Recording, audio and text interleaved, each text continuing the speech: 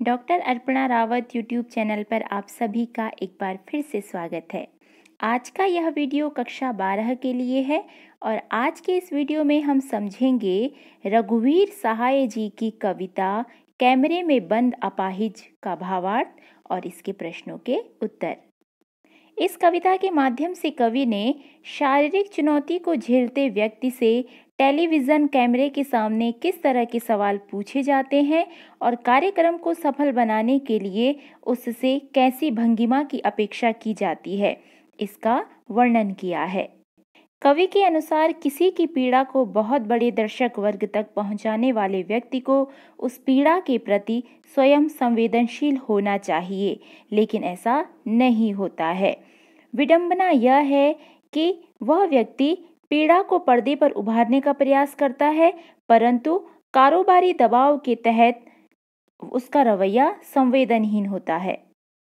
कवि के अनुसार यह आवश्यक नहीं है कि इसे सिर्फ टेलीविज़न के माध्यम से जोड़कर देखा जाए। कवि के अनुसार यह कविता हर ऐसे व्यक्ति की ओर इशारा करती है जो दुख दर्द यातना वेदना को बेचना चाहता है।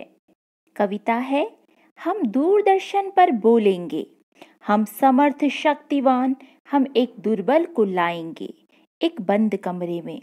उससे पूछेंगे, तो आप क्या अपाहिज हैं? तो आप क्यों अपाहिज हैं?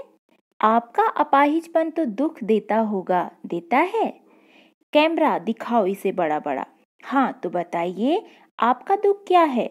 जल्दी बताइए, वह दुख बताइए। वह बता नहीं पाएगा। सोचिए, बताइए, आपको अपाहिज होकर कैसा लगता है? कैसा यानी कैसा लगता है? बताइए, थोड़ा कोशिश करिए।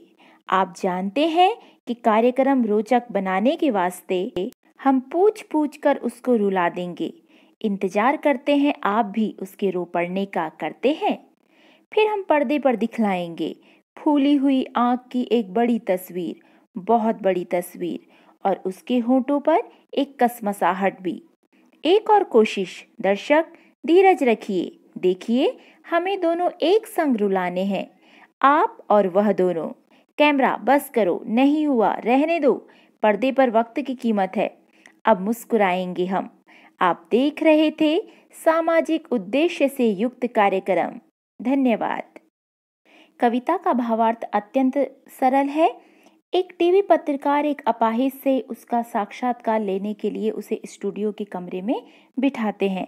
उससे अनेक प्रकार के प्रश्न पूछे जाते हैं और उससे इस प्रकार के प्रश्न पूछे जाते हैं जिससे वह रोने लगे।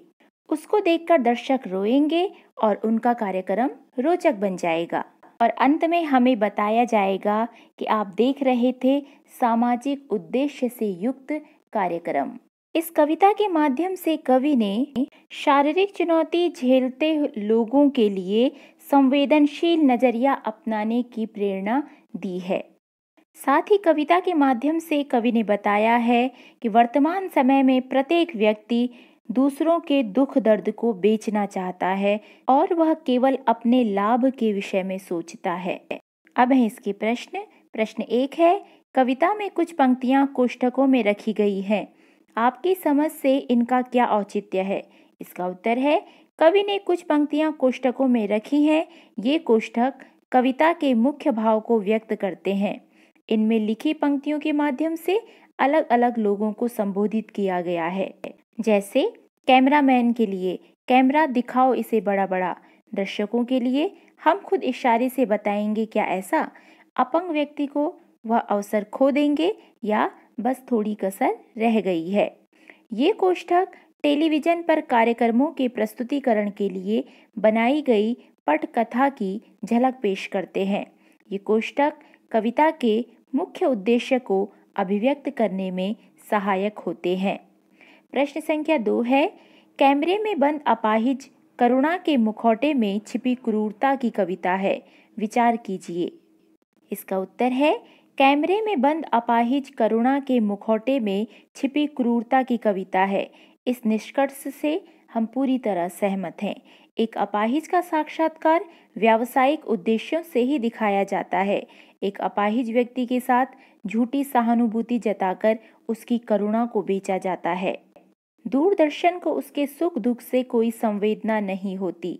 एक अपाहिज व्यक्ति को प्रदर्शन की वस्तु मानकर उसके मन की पीड़ा को कुरेदा जाता है।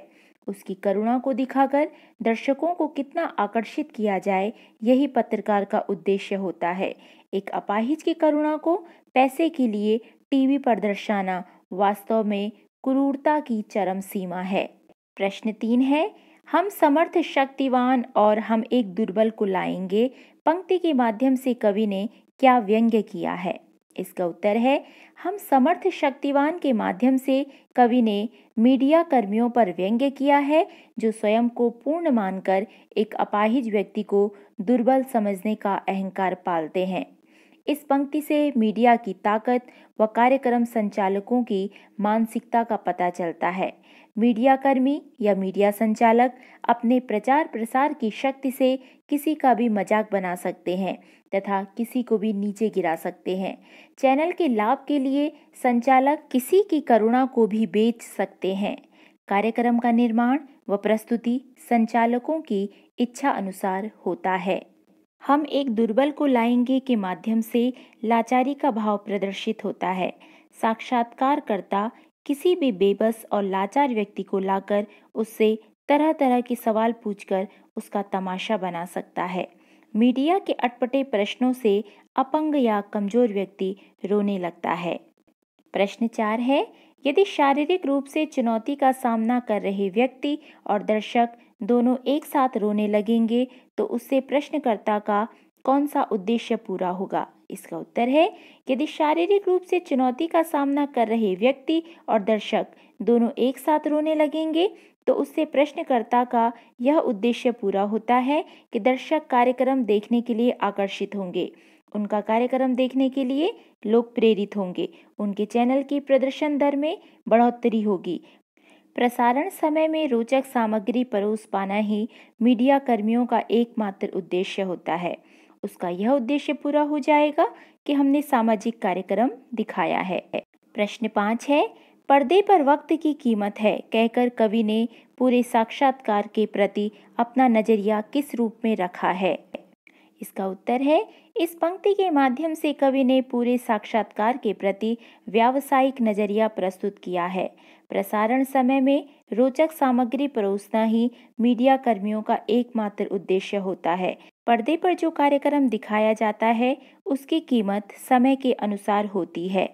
दूरदर्शन व कार्यक्रम संचालक को जनता के हित या पीड़ा से कोई मतलब नहीं होता।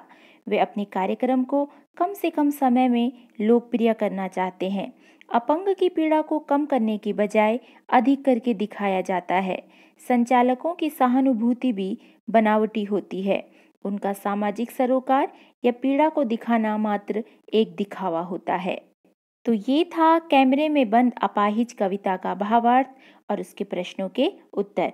पाठ से संबंधित किसी भी जानकारी के लिए आप मुझे कमेंट बॉक्स में लिख सकते हैं। आप सभी का हार्दिक धन्यवाद।